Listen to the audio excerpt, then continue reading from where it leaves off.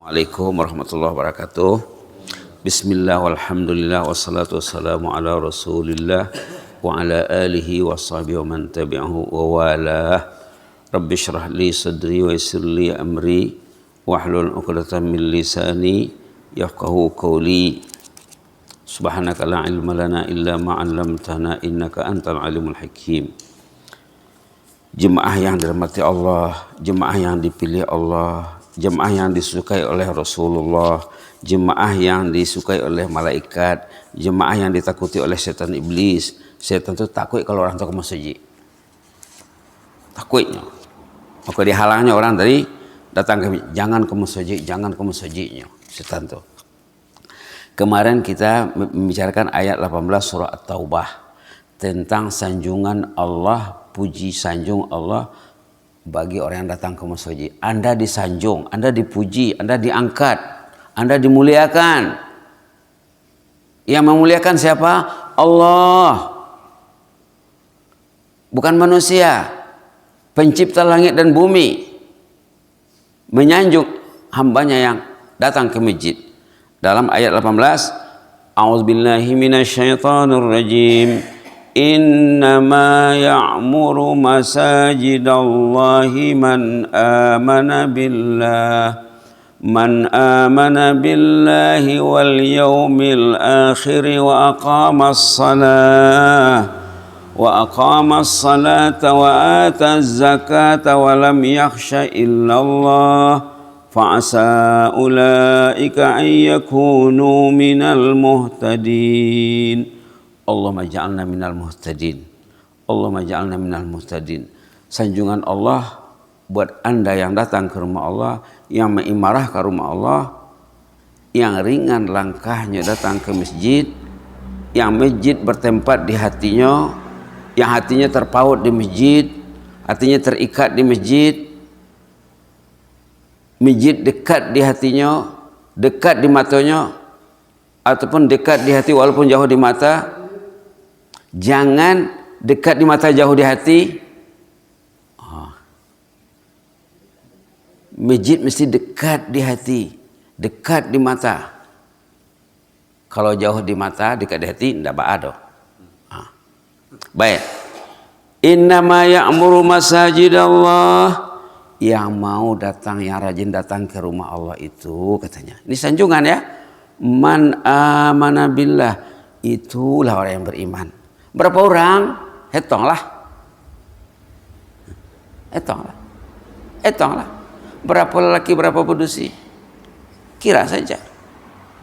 Lelaki kira dengan jari, belakang kira dengan jari. Kalau dulu masjidnya penuh, yang tak datang dikira dengan jari. Maka dipanggil oleh Rasulullah. Dihimbau namanya. Sabik nama imbogala. Kata orang Minang ya. Man amana billah. Itulah orang yang beriman kepada Allah. Karena Allah memanggilnya. Allah memanggilnya. Suara azan itu panggilan ilahi. Walaupun siapa yang menyuarakannya, itu panggilan Allah. Kalau lupa orang itu panggilan Allah, berarti dia tidak tahu. Tidak tahu berarti dia tidak ada ilmu. Kalau tidak ada ilmu berarti jahil. Jahil tak usah cerita lah.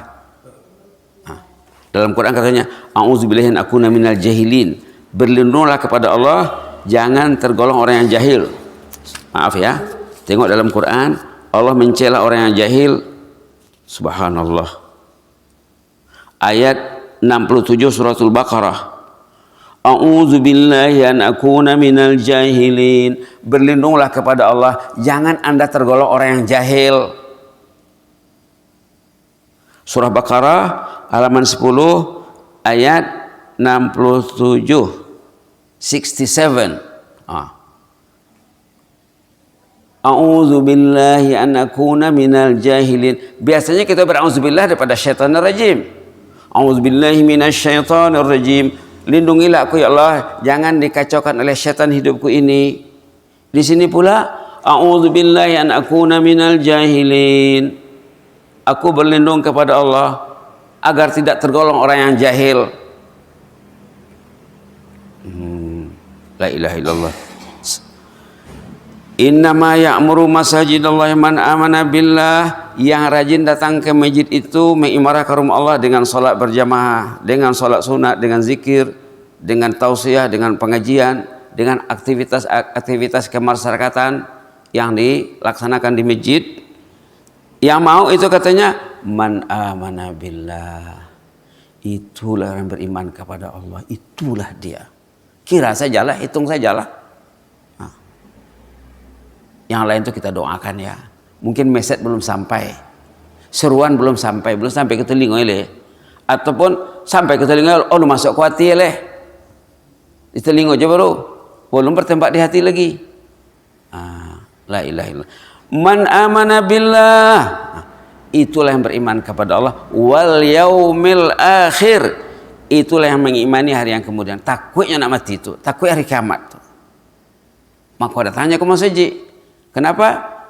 Orang datang ke masjid selamat nanti di padang mahsyar. Bukan dirinya yang mengurus dirinya diurus oleh malaikat, diurus oleh Allah.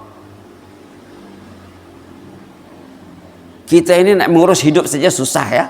Baan hidup nak baik, tenang, selesa, bahagia, susah nak hidup ini. Di sana lagi nanti. Kemarin kan sudah disebut di sana itu tempo orang berjamu berenang di sana berapa tahun? 50.000 tahun di hari kiamat tuh. Nggak dipikir ke? Berarti goblok lah orang tuh. Nggak dipikirnya 50.000 tahun tuh dah. Nggak takutnya dah. Nggak usah cerita lah ya. Nggak perlu mengeceknya dulu. Man amana billah, itulah yang beriman kepada Allah, wal yaumil akhir, dan hari kemudian, wa aqamas salah, ini tambah yang baru hari ini, wa aqamas salah. Aqamas salah ini kalau cerita ya mungkin 3 hari tidak habis. Tidak cukup dibaca terjemahan saja tuh. Aqamas salat artinya menerapkan salat, menegakkan salat, bukan menunaikan salat. Kok panjang cerita itu? Salat ini panjang ceritanya. Artinya apa? Salat itu mesti di masjid. Itu maksudnya kok. Rasulullah tidak pernah salat di luar masjid. Tidak pernah tinggal salat berjamaah. Musafir pun sholat berjamaah, perang pun sholat berjamaah. Perang berganti-ganti ruku', takut nanti ada musuh menyerang. Bila perlu berlari, bila perlu memancung, menembak. Karena dalam suasana khauf, sholat emergency, sholat rasa ketakutan. Berjamaah, yang di depan ruku', yang belakang tunggu. Bila yang di belakang, yang di depannya bangkit dari rukuk, yang di belakang baru rukuk. Sujud berganti-ganti. Belum sampai mesej solat itu ke masyarakat awak sebenarnya. Ustaz awak mananya? Pendakwah awak mananya? Mananya? Ma orang tu. Belum sampai mesej solat ke dunia nak kiamat dah. Wa aqamas salah, artinya apa? Menegakkan salat, bukan mengerjakan ya. Kalau mengerjakan mungkin boleh di rumah.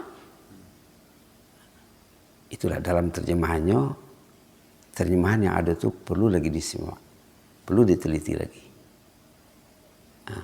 Tidak sama dengan pendapat ahli-ahli tafsir seperti Imam Qurtubi contohnya.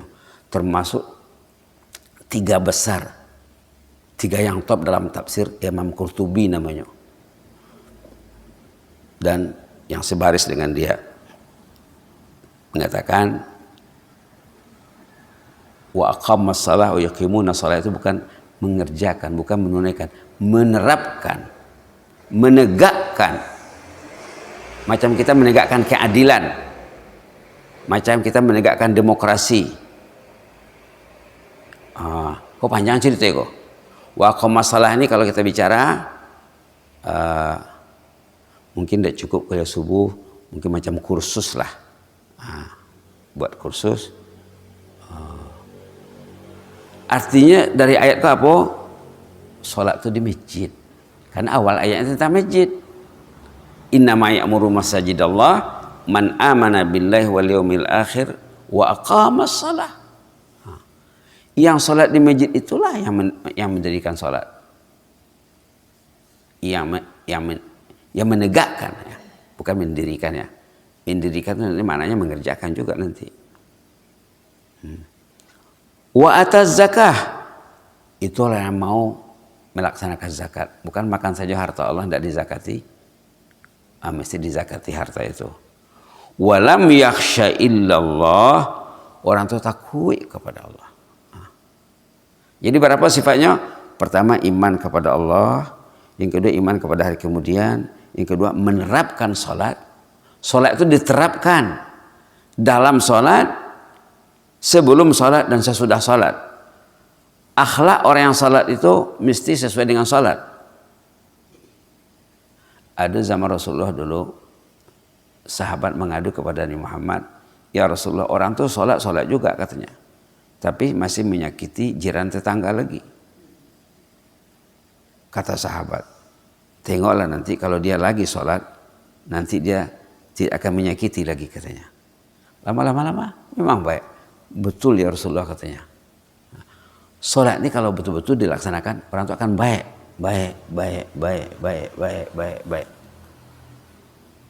Kalau tidak berubah dah, belajarlah balik. Belajarlah bahas salat yang baik itu.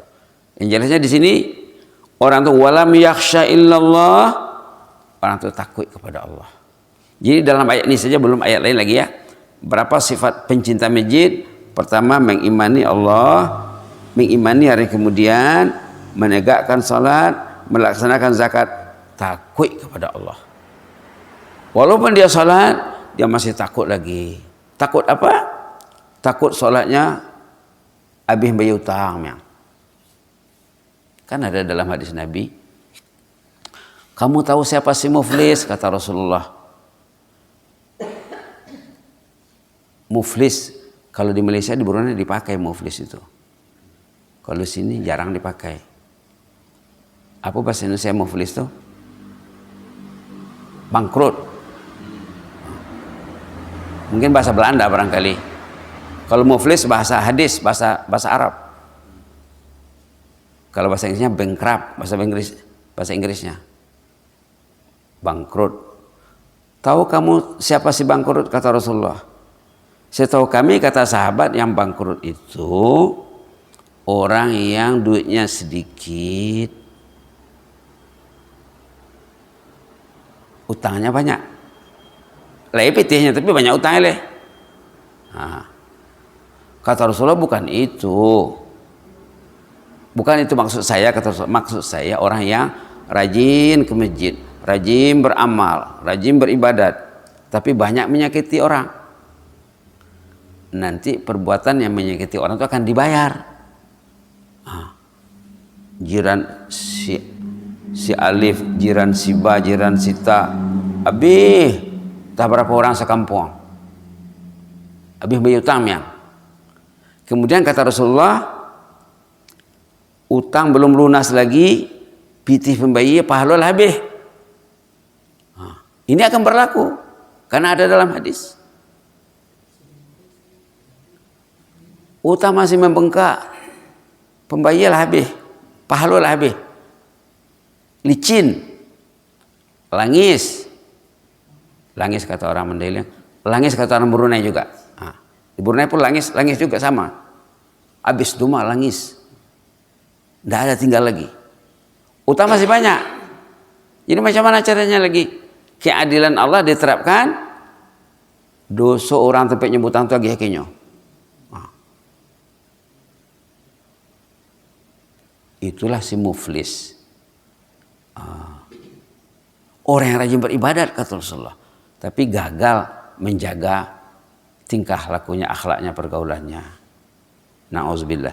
Yang jelasnya sifat yang terakhir di sini takut kepada Allah. Walau menyusul beribadat takutnya. Takut apa? Takut banyak membayar hutang. Baca lele, minta maaf lah. Lagi hidup minta maaf. Doakan orang itu. Ya Allah, ampunilah dosa orang yang saya zalimi ini, ya Allah. Lembutkanlah hatinya. Bukakanlah hatinya untuk mengampuni dosaku, ya Allah. Jumpa je. Pandai-pandailah ya. Pandai-pandailah. Kalau masih bisa ditemui, kita mesti minta maaf. Baik, walam yakhsha illallah, orang itu takut kepada Allah. Tadi ya, beriman kepada Allah, beriman kepada hari kemudian, menegakkan salat, menunaikan zakat, takut kepada Allah. Orang yang mempercayai Allah ini, mempercayai hari kemudian ini takut kepada Allah. Takut. Kenapa? Hati kita Allah yang memiliki. Badan kita Allah yang mengurusnya. Hidup saya, sehat saya, tenaga saya dari Allah. Emosi saya, pikiran saya. Belum lagi rumah kediaman, kendaraan kesukaan, sawah ladang. Itu milik Allah. Tapi dipinjamkan sama Anda. Patut zakat, zakatlah. Patut sedekah, sedekahlah. Itu akan ditanya nanti. Berapa luas sawah? Akan ditanya. Berapa penghasilan satu panen? Akan ditanya. Itu ayat tadi. Summa la tus'aluna yawma idzin 'anin na'im. Ayat surah Takatsur tadi. Jadi kita sentiasa takut kepada Allah. Orang ini semakin tinggi ilmunya, semakin tinggi rasa takutnya kepada Allah. Kalau nyanda takut dah berarti ilmunya dangkal. Kenapa tidak takut? Mungkin tidak ada ilmunya. Nauzubillah. Mungkin dia dimonopoli oleh musuh. Orang dimonopoli oleh musuh memang tidak takut kepada Allah. Kalau setan iblis yang mengendalikan kehidupannya memang tidak takut. Tapi kalau orang hidupnya dengan malaikat, kita ada bilang kan, manusia ada dua golongan saja. Ada orang yang berbaik-baik dengan musuh. Nauzubillah. Ada orang yang diambil alih oleh malaikat. Alhamdulillah. Kalau orang itu bersama malaikat, Allah bersamanya. Kalau orang itu bersama musuh, Allah akan biarkan dia. Biarlah katanya. Ada ayat kemarahan juga ya. Biarlah orang itu makan minum sesuka hatinya katanya. Tapi yang jelas nanti orang yang makan minum saja sama dengan katanya sama dengan binatang ternak. Dzarhum ya'kulu wa yatamatta'u. Ini ayat 3 surah Al-Hijr halaman 262. Dzarhum ya'kulu wa yatamatta'u. Biarkan sajalah mereka itu makan minum sesuka hatinya. Wa yulhihimul amal. Mereka hanyut dibuai oleh angan-angan. Tidak ingat nak mati, tidak ingat kubur. Tiba-tiba datang malaikat maut. Kelang kabut jadinya. Zarhum ya'kulu wa yatamatta'u wa yulhihimul amal fasawfa ya'lamun. Biarkanlah mereka makan minum sesuka hatinya. Dibuai dan diayun oleh angan-angan. Fasawfa ya'lamun. Taulah nanti apa akibatnya. Dalam surah Muhammad pula sama juga ayatnya, wan naru maswallahum katanya, tempatnya neraka nanti di sana. Dalam surah Muhammad ya. Subhanallah. Surah dalam Quran ada surah Muhammad ya. Di sini apa dicakap? Yatamatta'una wa ya'kuluna kama ta'kulul an'am wan naru maswallahum. Mereka makan minum sesuka hatinya seperti kambing, lembu, sapi dan unta. Samo. Wan naru maswallahum. Tapi nanti dia jadi nasib api neraka. Apa nasibnya api neraka nanti? Ini sebenarnya dalam ayat ini sifat orang kafir. Ini sifat orang kafir. Konteks ayat ini berhubungan dengan orang kafir. Orang beriman tidak mungkin macam itu ya. Baiklah.